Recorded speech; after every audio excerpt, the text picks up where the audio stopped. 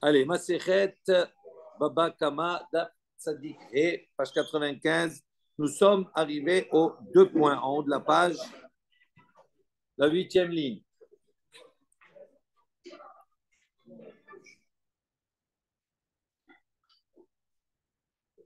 Alors, on revient sur la Mishnah. On avait dit Gazal, Param et Uberet Vialeda.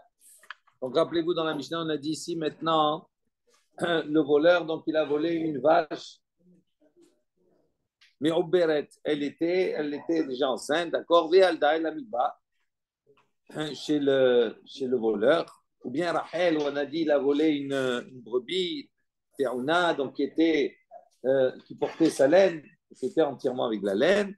Un Ougzaza et qu'il a tondu chez lui. Mais Shalem Deme Para Omedet Yeled. On a dit il doit payer la valeur de la para, de la vache, d'accord, avec ce qu'elle porte, comme elle est au début, depuis le départ. D'accord? Il a volé une vache qui était enceinte, qui était porteuse, ou il a volé une brebis qui était déjà avec sa laine. Quand il va, même si effectivement ce chinouille, le changement va se passer chez lui, puisqu'elle n'est plus enceinte, elle n'est plus sans sa laine, malgré tout, il doit payer, d'accord, la totalité avec la laine et tout, comme il a pris au départ. Donc ça veut dire qu'on a vu dans notre Mishnah que le chinouille, il ne permet pas d'acquérir l'animal. C'est ce qu'on avait dit, hein? Alors, Tano Rabbanan, Chaim va enseigné. Il faut bien suivre. Agozer, Rachel, Ugzaza, Para Vialeda, Mishalem, Ota, Vehet, Gizoteha, Vehet, Valdoteha. Divrei Rabbi Meir. On voit une marloquette ici, les Chaim disent. Agozel, Rachel. Si quelqu'un, donc, il a volé une brebis, Ugzaza, et qu'il a tondu, Para Vialeda, ou bien il a volé une para, Veyalda, et elle a mis bas chez lui. Mais Shalem Ota, il doit payer donc la para. La Rachel, pardon, la brebis doit payer la brebis. Ved Gizotea, il doit payer également la tonte.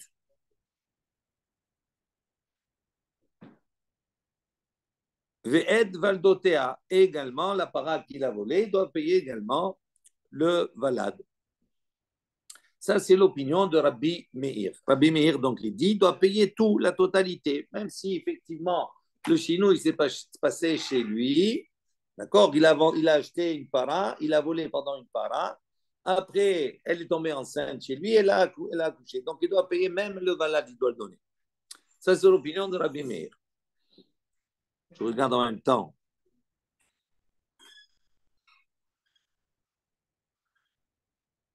Voilà, Rachid dit, Kol machinatal mimena, uma shishbicha. Donc, ça veut dire qu'il va devoir payer non seulement la para, mais également le plus qui s'est passé. Parce qu'elle n'était pas enceinte au départ, elle n'avait pas de veau. Maintenant, elle a un veau. Donc, on voit d'ici que selon Rabbi Meir, il considère que même s'il y a eu un chinouille chez le gazlan, ce chinouille-là n'est pas objet akinyan. Il n'a pas acquis l'animal. Donc, même s'il y a des transformations qui vont se passer après par la suite, il doit donner la totalité au propriétaire, au départ, à celui qui l'a volé. Rabbi Yehuda Omer, Rabbi Yehuda dit Gezela Choseret Be'ena. Rabbi Yehuda dit non, la Gzela, le vol, il doit revenir Be'ene. Qu'est-ce que ça veut dire? Il revient Be'ene. Haji dit Kemot Shehi Arshav. Ça veut dire il doit la rendre comme elle est maintenant, c'est-à-dire Rekanit. Elle est vide. Yahazirena, Ve'adar Mishalem Demegizot, d'accord, Ve'ubar, Kemo Shaya Bishat Gezela. Donc il doit retourner comme elle est maintenant.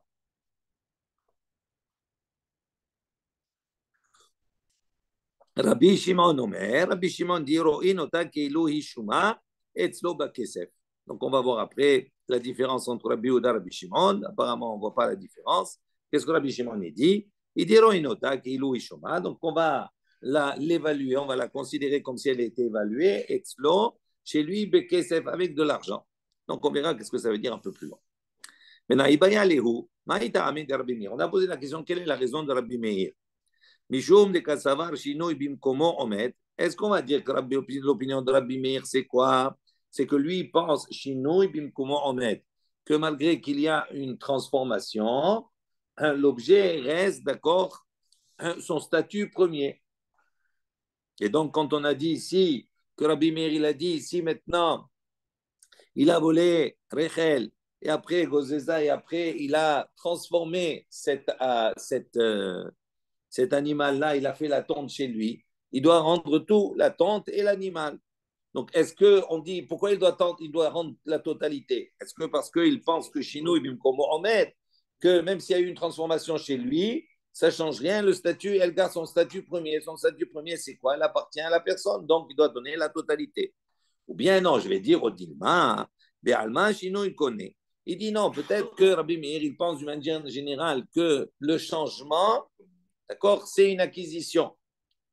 Il dit alors, si le changement, c'est une acquisition, quand il a maintenant fait la tonte chez lui, donc il a fait un changement. Donc s'il a fait un changement, donc il a acquis l'animal. Donc s'il a acquis l'animal, à ce moment-là, il doit rendre. Il ne doit pas rendre la totalité, il va rendre l'animal, mais il ne rend pas la tonte.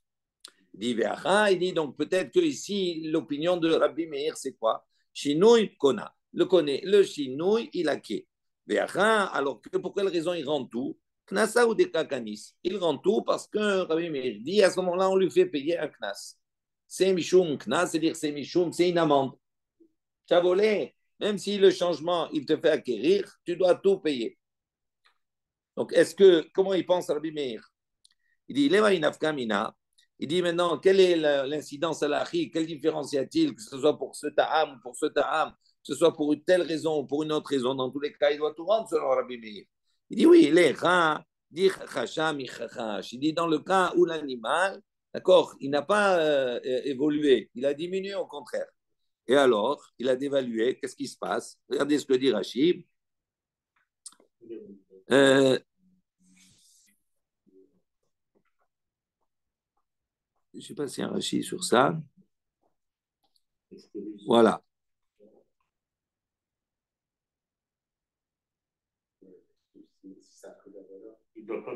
Voilà. Il dit, il dit, il dit dans le cas où elle n'a pas pris de valeur en plus, il n'y a pas de plus-value.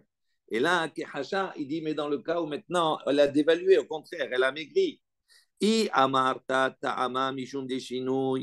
tu vas dire que la raison de Rabbi Meir, c'est quoi? Mishum de Shinui, Bimkomo Omed, que tu vas dire qu'à partir du moment où il y a eu un Shinui, eh bien, Bimkomo Omed, malgré la transformation, eh ben, elle reste dans son statut premier. À ce moment-là, Kahashana Mehadar, Kedeita, donc à ce moment-là, puisqu'elle elle a diminué chez le gazlan, chez le voleur, mais en vérité, sa diminution, eh ben, elle est toujours la propriété. Donc, voilà. Donc, on doit rendre l'animal comme il est maintenant, c'est-à-dire sans la voilà, voilà, il paye, il donne l'animal comme il est maintenant, pas comme il a volé au moment où il a volé. Il dit Ashta de Itama, mais en revanche, si tu vas dire que la raison de Rabbi Meir, c'est quoi? Mishum Knas. Si tu vas dire que c'est à cause du Knas, à ce moment-là, Vishinoi Kane. Donc ça voudrait dire que quoi? Que le Shinoi, il lui fait acquérir. Il dit Meshalem Kara. À ce moment-là, il aurait dû payer comme il a volé au départ. Il a acquis, il y a eu un changement chez lui, ah, ça lui appartient. Maintenant, qu'est-ce qu'on va dire? Si tu dis que tu le fais payer Mishum Knas, ça veut dire quoi? Ça veut dire que maintenant, puisqu'il y a une dévaluation, tu dois payer l'objet comme tu l'as volé au départ. La volée, elle valait 500, maintenant elle vaut 400, mais tu dois payer 500. Donc là, il y a une différence majeure entre les deux opinions. Tashma, bien écoute.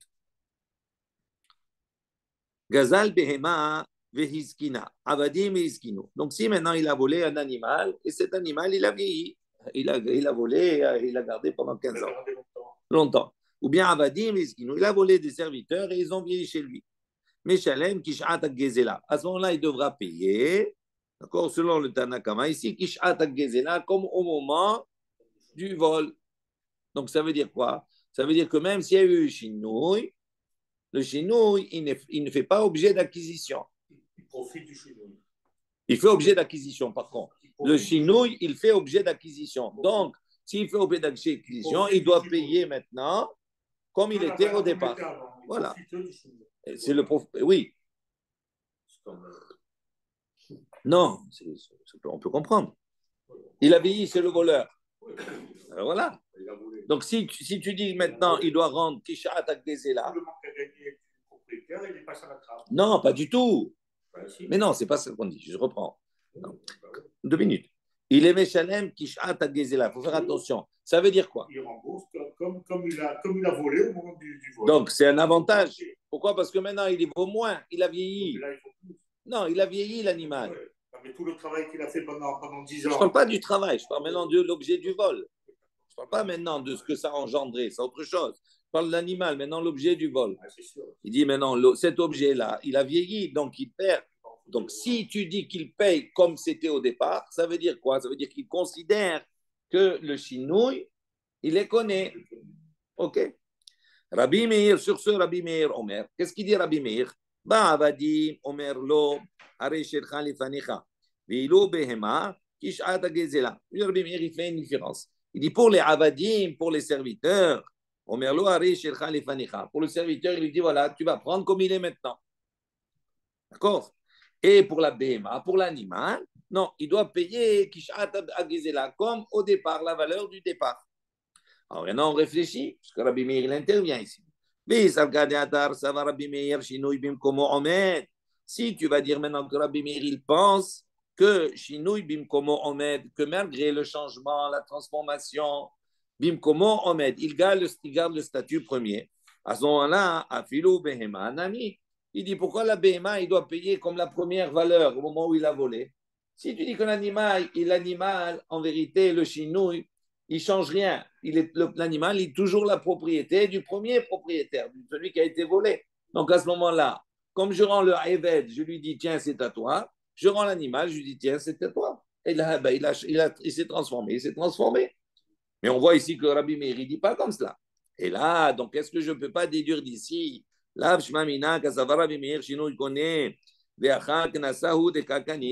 dit, est-ce que je ne peux pas dire ici que non, Rabbi Meir, en vérité, il considère que Shino, il connaît que la transformation est une acquisition, mais ici, pour quelle raison il fait? Il dit comme cela pour l'animal, il pense qu'il doit payer malgré tout parce que c'est un knas. Si tu dis que Rabbi Meir, Shino, il connaît, donc à partir du moment où l'animal, d'accord, a vieilli chez lui, donc il a acquis, donc il ne devrait pas payer. Qu'est-ce qu'on a dit?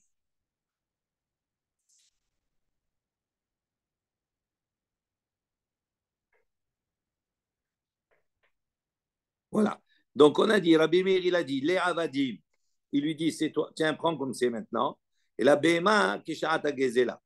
On a dit maintenant, si tu penses que Rabbi Meir, Shino, comment on remet, si tu dis que Rabbi Meir, maintenant, il considère que malgré le changement, oui, donc tout le plus, ça reste au voleur. Non, et non. Shinui bimkomo omet, ça veut dire quoi? Ça veut dire que la transformation ne change pas le statut de l'animal. Donc ça veut dire qu'il appartient toujours au propriétaire. D'accord? Donc si tu dis que Rabbi Meir pense comme cela, à ce moment-là, finou behema nami, même pour la behema, il peut dire maintenant, prends la behema comme elle est. Pourquoi? Parce que l'animal, je l'ai volé, c'est un animal, il y a eu des changements, mais comme le changement en vérité n'a pas d'incidence sur le statut de l'animal, il appartient à qui? Toujours au propriétaire, donc je devrais lui rendre dans l'état où il est maintenant. Pourquoi on dit là-bas, il doit payer comme il a été volé en premier? Alors il dit, ça veut dire quoi? Que s'il dit comme cela, ça veut dire que Rabbi Meir, il paye comme c'était la première fois. Pourquoi? Parce que c'est un knas, on lui impose malgré tout, il doit payer un knas. Donc, on veut tendre à prouver, c'est une la question. Est-ce que Rabbi Meir, il considère qu'il y a un classe ou pas? Amré dit non. Rabbi Meir les divrehem de Rabbanan Kahamar Lehu.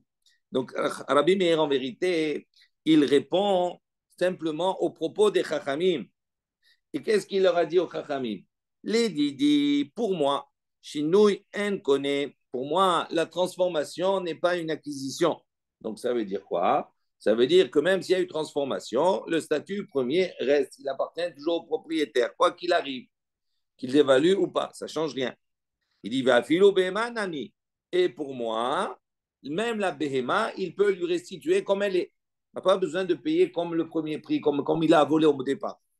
Et là, il dit mais quand il s'adresse aux Chachamim.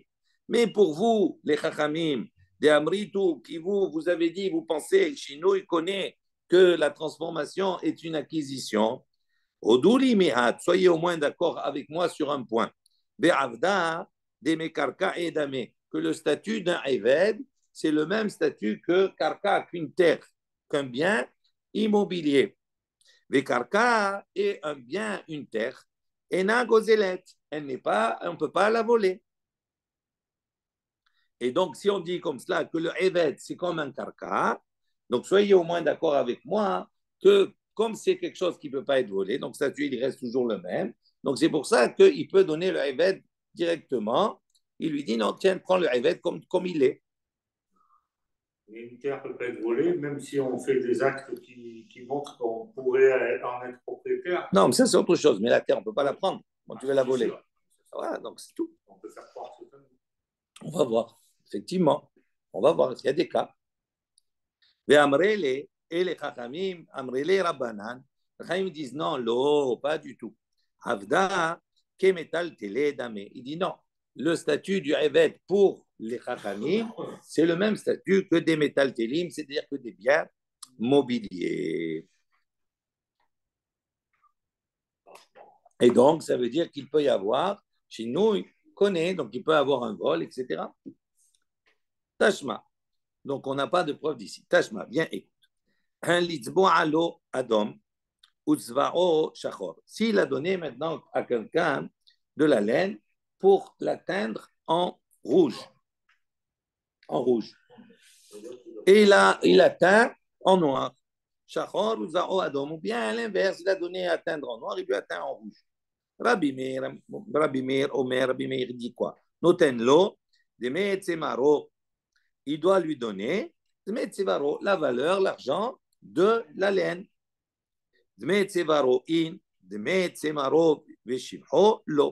On déduit d'ici que quoi? Que qu'est-ce qu'il doit lui rembourser? La valeur, l'argent de la laine qu'il a perdu. Ça oui. Mais mais si maintenant il a dit teint en rouge et lui a teint en noir, mais en lui teignant en noir, eh ben, ça a pris de la valeur. Cette laine, elle a plus de valeur. Il dit à ce moment-là, il dit, mais lui payer la laine et le chevar, ça veut dire ce qui est en plus, l'eau. À ce moment-là, il ne lui paye pas ce qui est en plus. Maintenant, ça c'est là qu'on a enseigné. Maintenant, on raisonne. Si tu penses, ça va Rabbi Meir, Shinoui, en connaît. Si tu vas dire maintenant que Rabbi Meir, il pense que la transformation n'est pas un kinyan, n'est pas une acquisition. À ce moment-là, il devrait lui donner non seulement l'argent de la laine, et également le plus, puisque tu dis qu'il n'y a pas de Kiashinouï en connaît. Donc ça veut dire qu'il appartient toujours au propriétaire. Donc ça veut dire que si je t'ai donné à atteindre en rouge et tu atteint en noir, même si ça a apporté un plus, ah non, on a dit on ne prend pas le plus. Pourquoi tu ne prends pas le plus? La laine, elle appartient toujours au même propriétaire, au propriétaire premier. Donc, il n'y a pas eu de kinyan. Donc, tout doit lui revenir, même l'amélioration que tu as apportée sur le produit. Et là, donc, on déduit d'ici, puisque ce n'est pas le cas. Là, Shmamina, Kassava, Rabbi Meir, Shino, il connaît. Est-ce que donc tu ne vas pas dire d'ici que Rabbi Meir, il pense que Shino, il connaît, que le Shino, que la transformation est un acte d'acquisition? Mais Aha, il dit alors ici, puisque c'est un acte d'acquisition, pourquoi il doit lui payer le Sheva également? Il dit Knasa ou de Kakanis, Shmamina. Donc on déduit, on apprend effectivement, définitivement, que l'opinion de Rabbi Meir, c'est quoi? Shinouï connaît, que la transformation, c'est une acquisition, mais malgré tout, il paye le Shevar. Pourquoi? Parce que c'est un Knas. Il dit à ce moment-là, malgré tout, il doit payer une amende. Et c'est ça l'opinion de Rabbi Meir, Shmamina. On continue. Il y a de ceux qui disent, ah, lo iba'elan. Il dit, il y a de ceux qui disent, on n'avait pas la question, on n'a pas en vérité la question, notre question, elle n'était pas comme ça sur l'opinion de Rabbi Meir. Il dit, midehapir Rav, car on va voir que Rav, il a inversé. Selon l'enseignement qu'il a apporté, qu'il a inversé Rav, on voit que la question, elle ne se pose pas sur Rabbi Meir. Vétané, qu'est-ce qu'il a enseigné? Il a dit Gazal para veiskina. Si maintenant le voleur il a volé une vache, elle a vieilli chez lui. Abadim il a volé des serviteurs.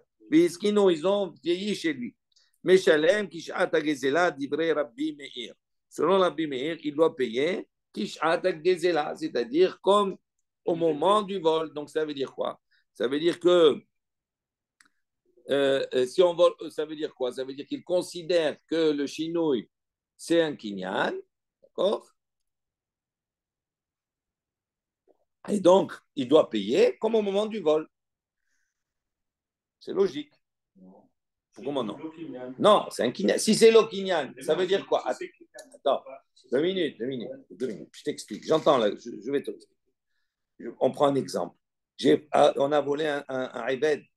Il a 20 ans.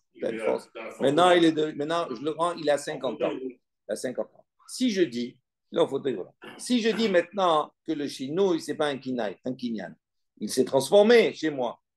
Donc, si tu dis que ce n'est pas un kinyan, à qui il appartient? Toujours au propriétaire. Donc, c'est comme s'il a vieilli chez le propriétaire. Je lui rends même impotent.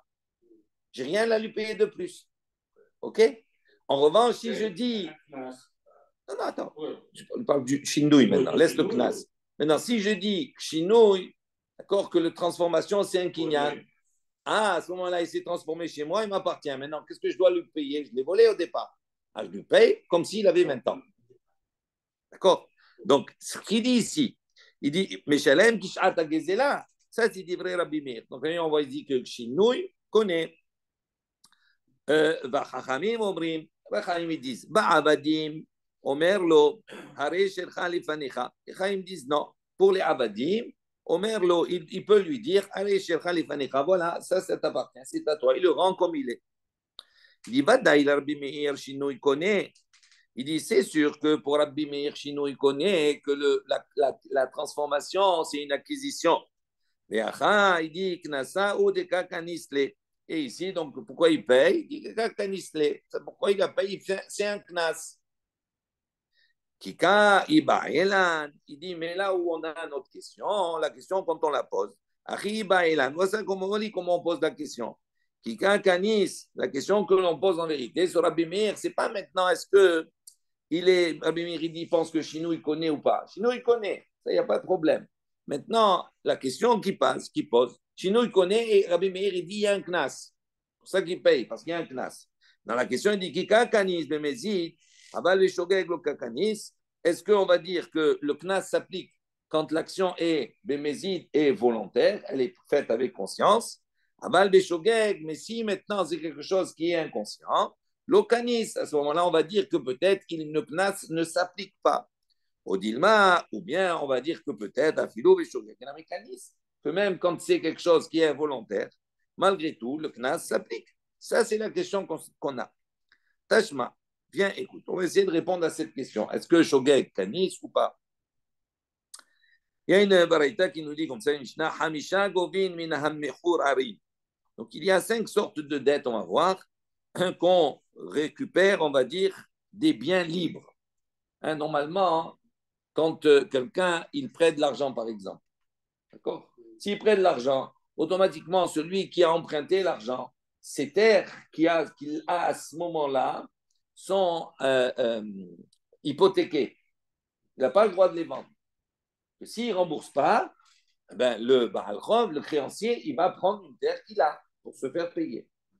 Maintenant, si l'emprunteur, il vend une terre à quelqu'un, à ce moment-là, et que le créancier vient, il tape à la porte, il dit, bon, ça y est, c'est arrivé le Zman, tu dois me rembourser. Il dit, ah, j'ai pas. Ah, tu n'as pas, mais tu avais une terre à ce moment-là. Ah, mais je l'ai vendue. Ah, le créancier, il a le droit d'aller chez l'acquéreur et lui prendre. Et après, l'acquéreur, qui s'arrange, il va se retourner vers la personne, vers celui qui a emprunté. OK? Maintenant, quand on vend quelque chose, c'est-à-dire que moi, tu viens faire un prof de te faire un shtar, et à ce moment-là, quand je vais pour le récupérer, tu dis non.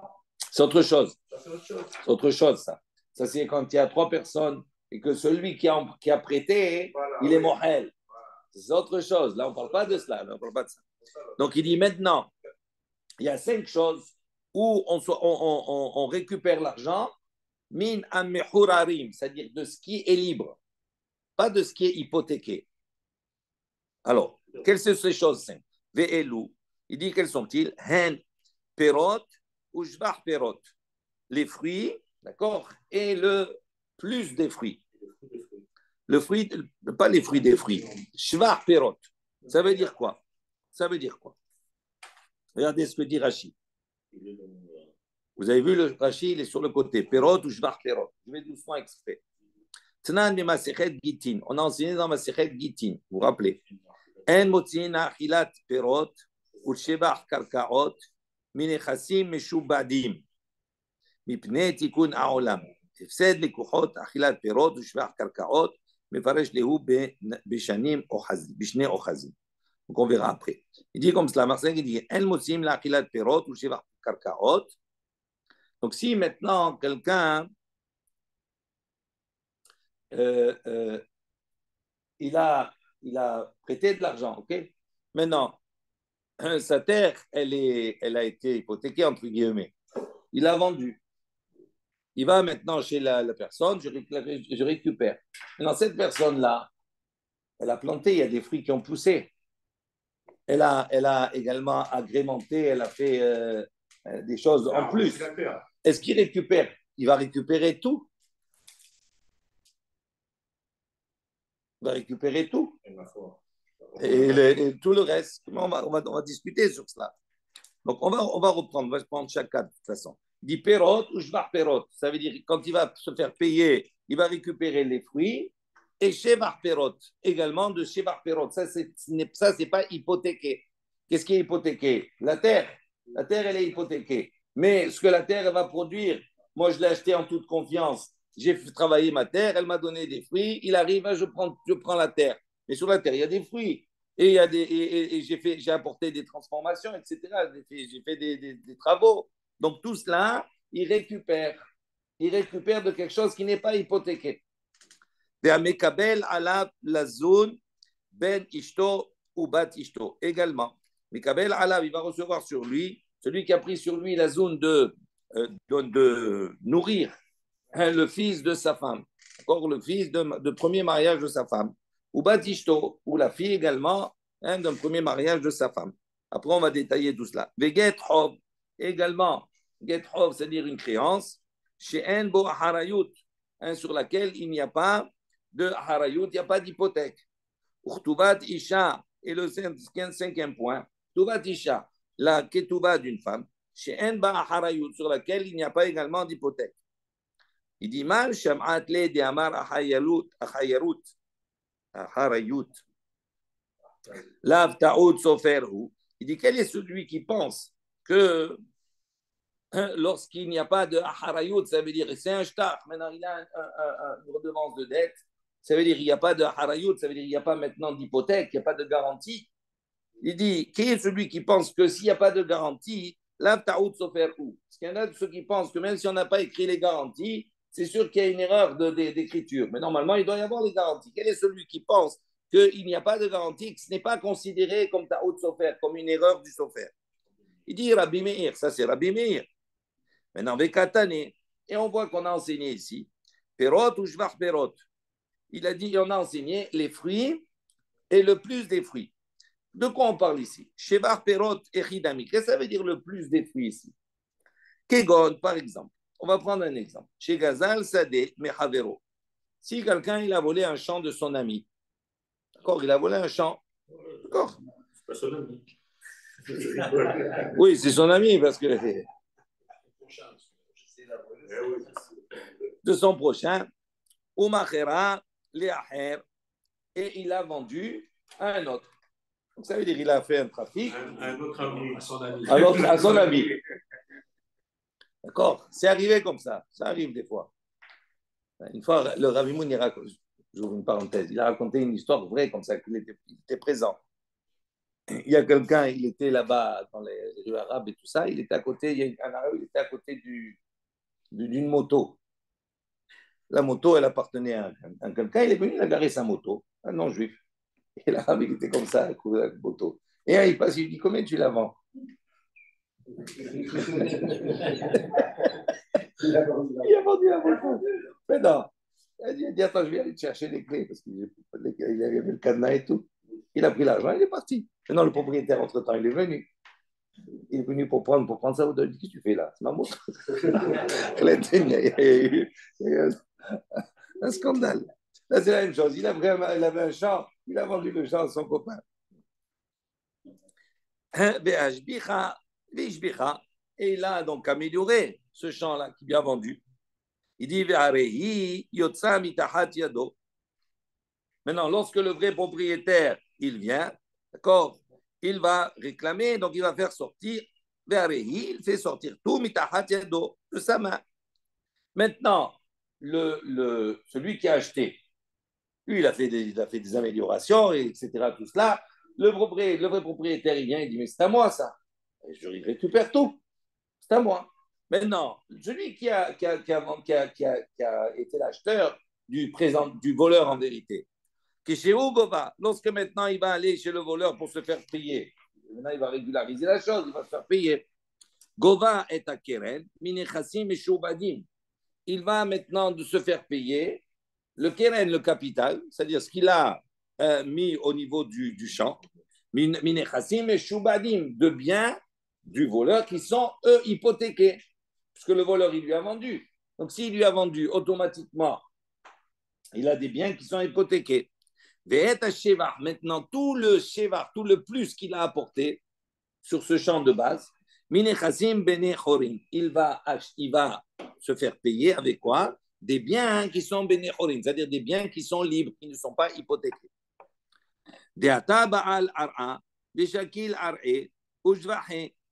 Il dit maintenant, le propriétaire de la terre, lui, il va venir, il va prendre la terre, il va prendre également tout le plus. Il dit, Maïlab, il dit, est-ce que justement, Maïlab, Be'amares, Delo Yada de Karka, Nixelet, ou Eno Nixelet, Ve'afilu Achi, Kate Baal Karka, Bishakil Ar'a, Bishibha, Shmamina, Bishogegna, Mekanis. Donc il dit comme cela. Donc qu'est-ce qu'on veut répondre? Est-ce que s'il fait quelque chose, Beshogeg, est-ce que maintenant on va lui faire payer quand même le knas ou pas? L'amende ou pas? Et il démontre ici. De quoi on parle ici? C'est sûr qu'on doit parler bien Amares d'un quelqu'un qui est ignorant. Il ne savait pas à la base que la terre elle avait été volée. Lui, en toute bonne foi, il a acheté une terre. Il ne savait pas que la terre elle était volée. Oh, et non, Nixelet. Et il dit, il ne sait pas si elle est volée ou pas volée. Mais malgré tout, quand le premier propriétaire il vient, le propriétaire de la terre il va venir, il va prendre la terre, il va prendre également tout ce qui a, tout le plus, tout ce qui a été, toutes les améliorations. Donc on voit ici que quoi? Qu'il doit donner tout. Donc, ça veut dire qu'il paye. Et un classe, donc Ushma Mina, on déduit d'ici. Béchogeg, que même si c'était d'une manière involontaire, sans savoir, Nami Kanis, on voit qu'il doit payer quand même le classe, il paye tout, la totalité.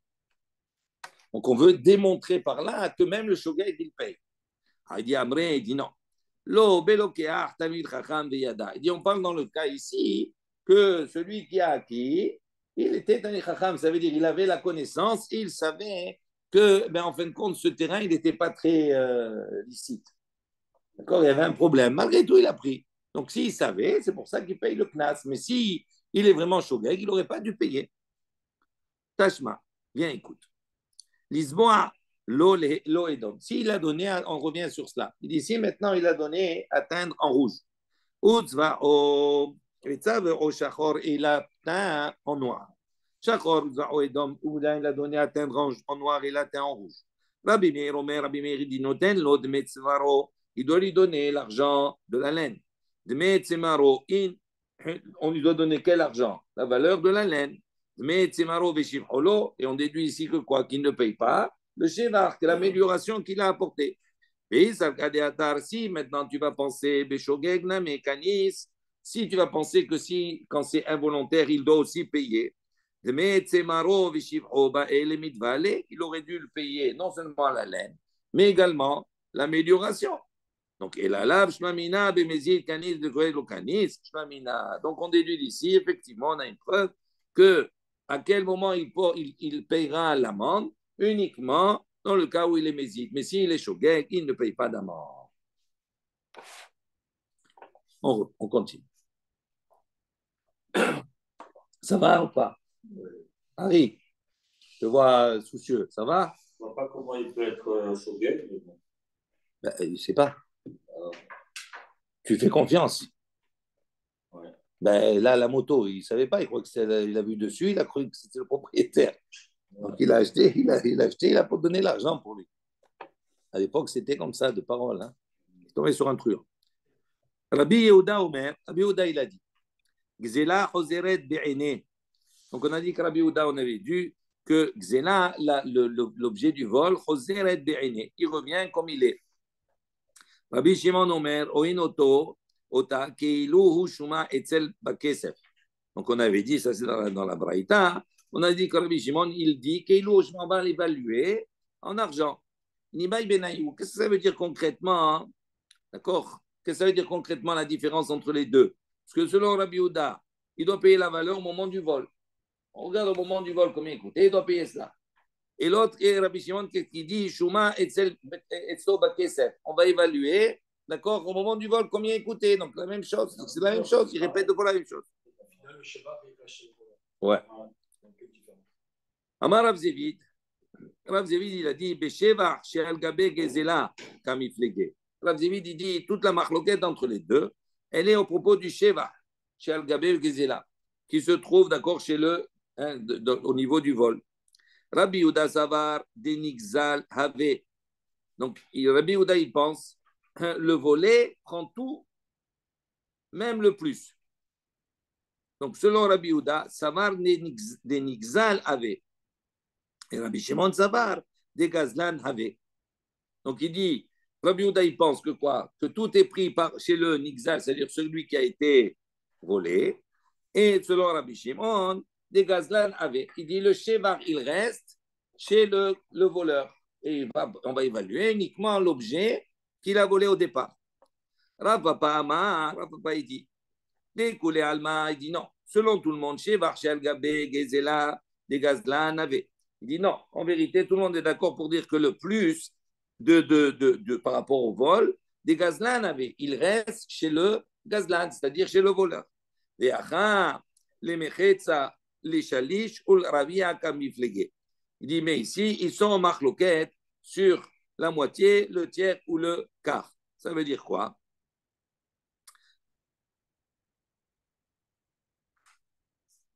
Je regarde s'il y avait un rachis sur cela. Voilà. Kederach min agamedina, les mekabele behemot, les ashbihan, nizman gadol kaze. Donc il dit, selon le minag de la ville, de l'endroit, il y avait des minagim différents selon les endroits.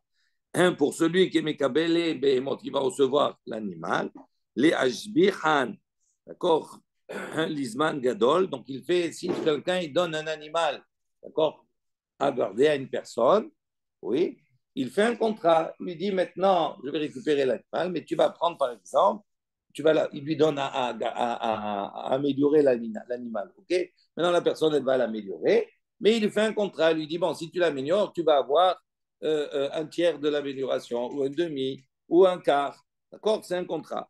Il dit, en vérité, ils sont en marloquette, tout le monde pense que le shevar, il reste chez le gazlan. Aval, là où il y a marloquette, c'est à quel pourcentage? Un demi, un tiers ou un quart? Rabbi Yehuda, ça va. Rabbi Yehuda, il pense. Shevar Sheal Gabe Gezela, Koulé de Gazlan avait. Lui, Rabbi Yehuda, il pense que la totalité du Shevar, il reste chez le Gazlan. D'accord? Mais Rabbi Shimon, ça va. Rabbi Shimon, il dit non. Les Mehetza, les Shalish, ou Rabia, ou des Shakil Gazlan. Ça veut dire les Shuma, on va évaluer selon le Makom, dans l'endroit où il se trouve, et selon le Minag. Donc lui, il pense qu'il va prendre du Shevar, il prend quoi? Qu'un demi, ou qu'un tiers, ou qu'un quart, selon, d'accord, le Minag du Makom. Puisque quelque part, c'est comme s'il y avait un contrat entre guillemets. Parce qu'il a volé l'animal, maintenant il a apporté un plus à cet animal. Mais ce plus qu'il a apporté, c'était chez lui. Donc, c'est comme il a gardé, qu'il a amélioré l'animal. Quand il va rendre, mais il ne va pas rendre la totalité de l'animal avec le cheval. Il va récupérer soit un demi, soit un quart, soit un tiers. Tnan, comme on a la Mishnah, il nous dit comme ça. Gazal perot, pardon, benit abbera etzlo. Ici, maintenant, il a volé une para, une vache. Et cette vache-là, quand elle était chez le voleur, Abera, elle est devenue enceinte. Veyaleda, et elle a mis bas chez le voleur. Rachel, également, il a volé une brebis. Venit Anna etzlo. Et cette brebis, il a volé nue et crue. Maintenant, quand elle était chez lui, eh ben, elle a bien entretenu, elle a une belle laine. Uxaza, et il va faire la tonte. Il dit, Meshalem, Kishat Gezela. Il dit, à ce moment-là, il payera Kishat Gezela, la valeur au moment où elle a été volée. Donc, ça veut dire quoi? Ça veut dire que le chinouille, c'est un kinyan. Et donc, si c'est un kinyan, il paye selon le moment où elle a été volée. Yalda, donc on précise maintenant. Si maintenant Yalda, ça veut dire que Yalda, on a dit, si elle est devenue enceinte chez lui, et Yalda, elle a enfanté, elle a mis au bon, elle a mis pas chez lui. À ce moment-là, il paye la Kishat Gezela. Maintenant, Yalda, pourquoi on a besoin de préciser qu'elle est tombée enceinte chez lui et qu'elle a mis bas? Yalda in, lo Yalda, hadra be'ena. Il veut dire par là que c'est uniquement si elle a maintenant mis bas, à ce moment-là, il payera, il donnera l'animal comme il était au départ.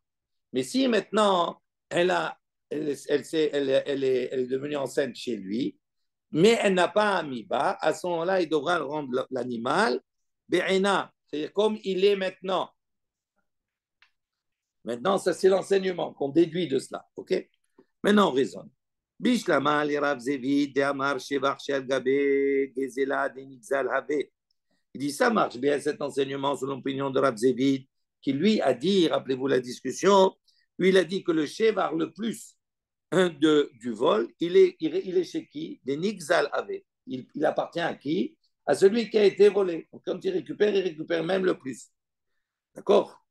Les Rabbi Yehuda avaient, pardon, Bishlam les Rav Zevid, Amar Sheva Sheal Gabel Gezela, les Nixal Have, les Rabbi Yehuda.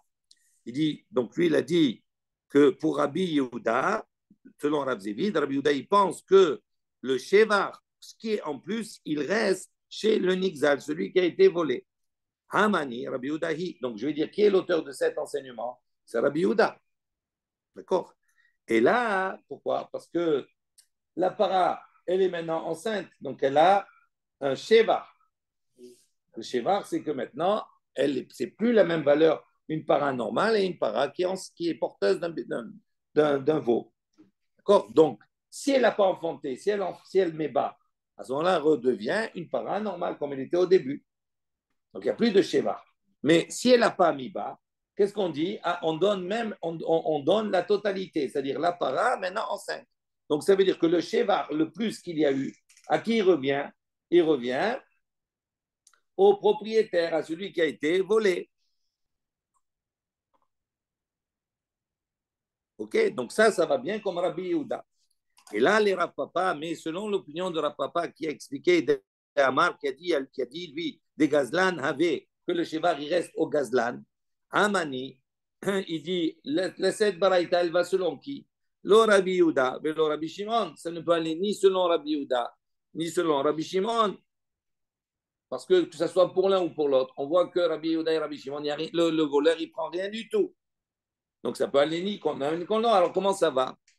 Avant les Rav Papa, il va te répondre. Ou Adin, il dit non. Avilo lo yaleda, il dit non. En vérité, la loi, c'est quoi? Même si lo yalda, même si elle n'a pas maintenant mis bas, namé kishata gezela, il devra payer comme au moment du vol. Ou de Meshalem. Veha de katane yaleda, mais il dit pour quelle raison alors? On a précisé qu'elle a mis bas. Qu'est-ce qu'il dit à papa? Il dit non. Si il a volé une para, elle était normale. Chez le voleur, elle est devenue enceinte et elle a mis bas. Alors tu dis, elle a mis bas, à ce moment-là, tu rends l'animal comme au début. Mais si elle n'a pas mis bas, tu dois rendre la totalité. Il dit pourquoi? C'est pas logique.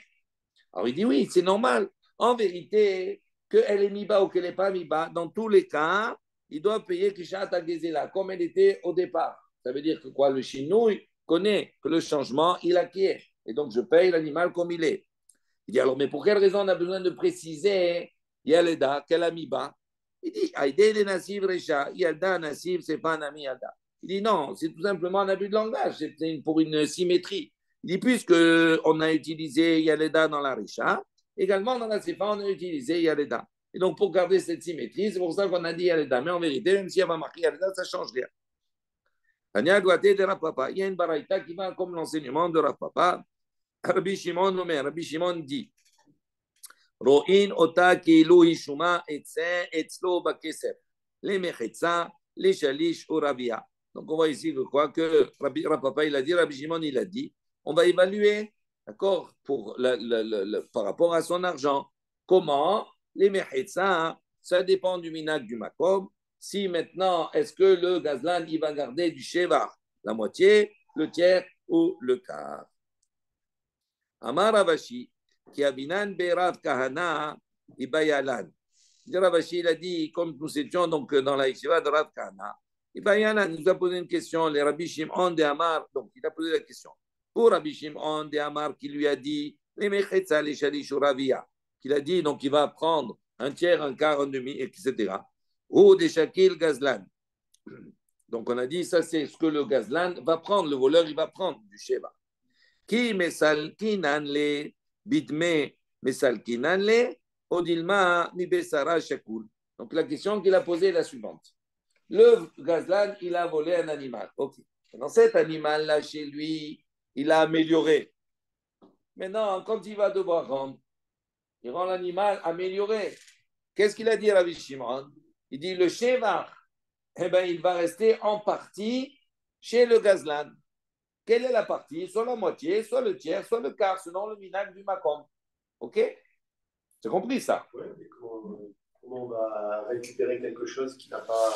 Alors, maintenant qu'est-ce qu'il pose comme question? Il dit on va prendre un cas. D'accord? Il va récupérer la moitié du shevar. D'accord? Maintenant, l'animal, comme il a volé, il coûtait 200. Maintenant, là, il a amélioré, il coûte 300.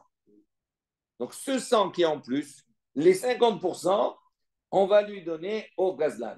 Maintenant, la question qu'il pose, on lui donne comment? Est-ce que le propriétaire qui a été volé, est-ce qu'il doit lui donner en argent? Ou on va dire non, on va lui donner, quand on va faire la shrita de l'animal, eh bien, on va lui donner une partie de la viande. C'est pareil, non? Non, c'est pas pareil. On ne va pas lui poser la question. Voilà. Comment tu l'aimes? On ne va pas lui faire ce plaisir. Non, mais nous, on dit comment on lui donne. Est-ce que c'est immédiat ou est-ce qu'il faut qu'il attende? On ne va pas faire la fine bouche. Là. Il l'a volé, on va lui donner. Oui, mais il a amélioré l'animal. Il faut lui donner. Bien sûr, il a dépensé. Attends, alors, il a volé l'animal. Oui, non, mais d'accord, tu as raison. Mais il a volé, mais maintenant il a nourri son animal. Alors, il a dépensé. Oui, d'accord, tu as raison. Oui, mais il a volé. Ou Pashtana Meha. Et donc, on a répondu à cela. De Amar Rav Nachman, Amar Shmuel. Comment on a répondu? Il dit, Rav Nachman a dit au nom de Shmuel, Shlosha Shamin Lahen Hasheva Uma'alin Ota Bedamim. Il dit, donc il y a 3 cas comme cela, Shamin Lahen Hasheva, on va évaluer le plus, Uma'alin Otan Bedamim, et on va le payer avec de l'argent. Veloel, il dit, quels sont ces 3 cas? Bechor, Lifshot. Alors, de quoi on parle ici? Rachid dit, Bechor, Lifshot. Il dit ici maintenant, le Bechor, il doit normalement recevoir l'aîné. Dans l'héritage, il doit recevoir double part. D'accord? Il doit recevoir double part sur quoi? Sur l'héritage. Maintenant, ici, comme cela, il dit maintenant, avant que le partage ne se fasse, les biens, donc imaginez, il y a une terre, on doit partager. Cette terre, maintenant, elle s'est améliorée. Elle coûtait tant au moment du décès. Là, maintenant, on a attendu 3 mois avant de faire le partage. Maintenant, entre le moment où il est décédé et 3 mois plus tard, la terre, elle a pris de la valeur. Il dit, au moment du partage, le Bechor, il doit prendre double part. Sarich Hazir, à ce moment-là, s'il prend double part, Sarich Hazir, Lifshot, Revia, Asheva, Shel Chelek Bechora, Bemaot. Lui, il doit rendre, d'accord, un quart de ce qu'il a pris, du Sheva, il doit le rendre, d'accord, en argent. Shel Lo Litol Pishnaim, Bema Shishbiach, Ze. Et Mishbiach. Donc, il explique. Si, par exemple, Ishbiach Yud Betzuz, si maintenant la terre, elle a pris un plus, comment on dit, une plus-value de 12 zouz. Un exemple. Keshenatalzo, Pishnaim, lorsqu'on lui va prendre le double part sur ce terrain, Bekarka, Notel Minasheva Het Zuzim. Donc il va prendre en vérité 8 zouz, d'accord, du Sheva. Tsarich, à ce moment-là, il doit rendre les Hazirlo Bet Zuzim ou Ma'ala Bedamim. Il doit rendre 2 zouz, d'accord, en argent. Il ne donnera pas ces 2 zouz-là, Minakarka en terre. Il doit le donner en argent. OK? Donc ça, c'est un premier cas. Ça va arriver. Non. J'ai compris le compte. Sur 12 de plus-value, il prend 8. Alors, il y a une terre qui vaut, par exemple, 100. 2 secondes. La terre, par exemple, elle vaut 100. Elle vaut 100. Oui, la terre, elle vaut 100. Donc, lui, il doit prendre double part. C'est-à-dire, ça dépend comme une frère et sœur. On a deux. On est deux. On a un trop pour moi. Donc, normalement, 2, ça veut dire que chacun a 50-50. Pas 50-50, parce que lui, il doit prendre double part sur 100. Lui, il prend 60. Donc, il prend deux tiers, lui, et un tiers, l'autre. D'accord. Donc, il va prendre 75 et l'autre 25. Ils ont fait une plus-value. Attends, maintenant, si ce qui coûtait 100, maintenant, il coûte 150. Donc, quand je vais faire sur 150, les 2 tiers et un tiers, combien il va prendre le Bechor? Toujours 75%. Oui, mais sur 150. Eh ben oui. Alors, c'est seulement ce qu'il te dit. Son frère qui a aidé à avoir la plus-value. Ça veut dire que le 2 tiers, le 2 tiers, un tiers, c'est sur le Keren, sur la base. Maintenant, sur la plus-value, c'est 50-50. Oui. Donc, mais lui, qu'est-ce que tu fais? Quand il a pris au départ les 2 tiers sur la totalité avec la plus-value, il a pris une part en plus que l'autre. Et donc, il doit lui rembourser. Ce remboursement-là, il doit le payer en kesef. D'accord? Ensuite, Uba'al Chov, les Lokea. Uba'al Chov, les Yetumim. La même chose, le créancier, d'accord? Il doit maintenant donner la plus-value, il doit la donner en argent au Lokea, à celui qui a acquis, d'accord, le terrain, alors qu'il n'avait pas le droit de l'acquérir. Il va lui récupérer, mais tout le Sheva qu'il a apporté, à ce moment-là, il doit le payer en liquide, en espèces. Ou Baal Chom les Iturim, la même chose, un créancier pour les orphelins. Amar les Ravina, les Ravashi, mi Amar Shmuel, Baal Chom, la Lokeach, Yahavile, Sheva. Maintenant, on pose une question. Ravina, il a demandé à Ravashi, il lui a dit, mais est-ce que mi Amar Shmuel, est-ce que Shmuel, il a enseigné, il a dit que Baal Chom, que le créancier, d'accord, la Lokeach, par rapport à l'acquéreur, Yahiv les Sheva, il prend également le Shevar, c'est-à-dire il prend également la plus-value. Behamar Shmuel, pourtant Shmuel, qu'est-ce qu'il a enseigné? Baal Chov, Gova et Hasheva. On a dit. Non, c'est pas ça, pardon, excusez-moi. Non, c'est pas sauté. La question, elle n'est pas comme ça. Amar le Ravina, je mal traduit. Amar Ravina Ravashi. Amar Shmuel Baal Chov, le Lokar, Yahiv les Sheva. Est-ce qu'on va dire ici que maintenant, le Baal Chov, selon Shmuel, au Lokar, il doit lui donner Yahiv les Sheva. D'accord? On dit que le créancier, Yahiv les, il doit payer le Sheva. Il doit lui payer le Sheva, c'est-à-dire le plus. Pourtant, Véhamar, Shmuel, il a dit Baal Chov, Gova et Sheva. Le Baal Chov, il prend également le plus. Il se fait payer également avec le plus. Donc, comment Shmuel, il peut dire 2 choses contradictoires? Une fois, Shmuel, il dit que le Baal Chov, comment il doit maintenant, lui, il doit payer, le créancier doit payer au Lokéar, il doit payer en argent. Il dit, mais le même Shmuel, il enseigne, il dit que le créancier, il prend également le plus. Donc, il ne doit pas lui payer. Amarle, il lui a dit, là, caché, il n'y a pas de question. Kan besheva hamagia lichtefayim, kan besheva shen magia lichtefayim. Il dit, ça dépend. Qu'est-ce qu'on appelle le sheva? Il y a une terre. D'accord? Maintenant, la terre, le créancier, cette terre, il a un droit sur cette terre-là. Il est venu, allez, rembourse-moi. J'ai pas. Ah, tu n'as pas droit à ta terre. Attends, je l'ai vendu. Ah, donc je vais voir le loquéard, je vais lui prendre la terre. Il dit maintenant, sur la terre, le loquéard, il va lui dire, mais attends, dis-moi, j'ai planté du blé. Tu vas me prendre mon blé aussi? Il dit, oui, ça dépend. Il dit, à quel moment il peut prendre le blé, à quel moment il ne doit pas prendre le blé. Si maintenant, la récolte, elle est arrivée aux épaules, ça veut dire quoi? Ça veut dire que maintenant, elle est sur le point, elle est sur le point d'être récoltée. Donc, si elle est sur le point d'être récoltée, ça appartient au loquaire. Tu ne peux pas prendre maintenant cela. Donc, il te dit ici, à ce moment-là, s'il prend la terre, il doit payer en argent également la récolte. En revanche, si ce n'est pas arrivé à hauteur d'épaule, ça veut dire que c'est considéré comme quelque chose qui n'est pas, on ne peut pas le récolter. Donc, c'est considéré comme la terre. Donc, là, à ce moment-là, il récupère tout. Ça va?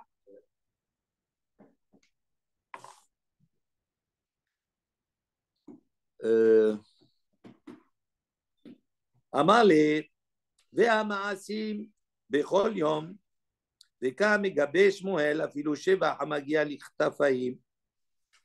Il dit, pourtant, lui a dit, mais pourtant, voilà, ve'amaasim bechol yom, il a dit comme ça. Chaque jour, qu'est-ce qu'il faisait?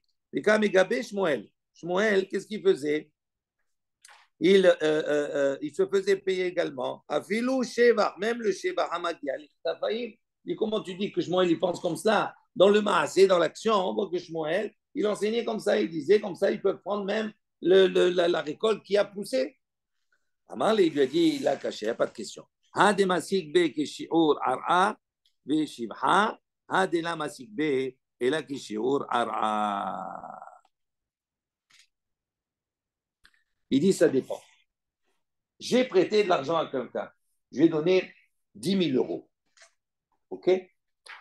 Maintenant, je vais le voir. Je vais donner un délai d'un mois. Je vais le voir. Allez, il faut me rembourser. Ah, j'ai pas. Ah, tu n'as pas. Donc, je vais prendre une terre. Mais je vais prendre une terre. Je vais me faire payer avec quoi? Avec une terre qui a valeur de 10 000 euros. On est d'accord? OK? Il dit maintenant, quand. Shmuel, qu'est-ce qu'il dit? On a dit quoi? Si maintenant, c'est le chevar de la terre, celui qui a acheté, d'accord? On peut le récolter. À ce moment-là, ça appartient au loquaire. Donc, il prend la terre, OK. Mais il est obligé de payer le chevar en plus. Il dit ça dépend. Pas dans tous les cas pour Shmuel. Ça dépend. Si maintenant, la valeur de la terre seule, sans la récolte, elle fait 10 000 euros, à ce moment-là, il ne prend que la terre, il ne prend pas le reste. D'accord? Mais si maintenant, la terre, elle fait moins que 10 000 euros, mais avec la récolte, ça fait 10 000 euros, à ce moment-là, il prend tout. Vous avez compris? Ils disent, il dit dans quel cas on parle ici, dans le cas où la valeur, elle a la valeur de quoi? De la terre et du plus. À quel moment on va dire il ne peut pas prendre? Et la question uniquement dans le cas où la valeur de ce qu'il doit, du remboursement, n'est au niveau uniquement que de la terre. Et donc à ce moment-là, il ne peut prendre que la terre, mais pas le reste. Voilà. On s'arrête là.